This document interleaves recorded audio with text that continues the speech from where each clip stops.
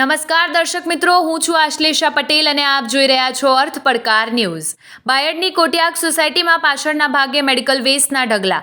Medical વેસ્ટનો નિકાલ કેવી રીતે કરવો તે નિયમોનો છડેચોક ભંગ। બાયડ નગરપાલિકા અને આરોગ્ય વિભાગ શું કરે છે? આરોગ્ય વિભાગ પગલાં ભરશે? બાયડ નગર દિવસે દિવસે આરોગ્ય ધામ બનતું જાય છે।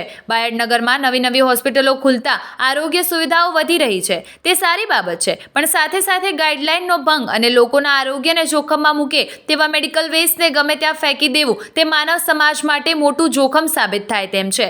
સંબંધિત આરોગ્ય સેવાઓ સાથે જોડાયેલા લોકોએ પણ આ બાબતનું સંપૂર્ણ ધ્યાન રખાય તે જરૂરી બની ગયું છે।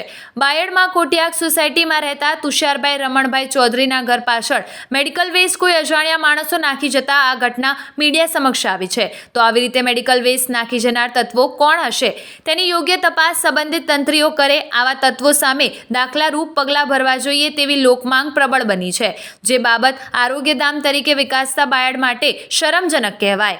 આવા જ અવનવા સમાચારો માટે જોતા રહો અર્થ પડકાર ન્યૂઝ। રિપોર્ટર રસિક પટેલ, અરવલ્લી। જોતા રહો અર્થ પડકાર ન્યૂઝ અને અમારી ચેનલને લાઇક, શેર ને સબસ્ક્રાઇબ કરવાનું ભૂલશો નહીં।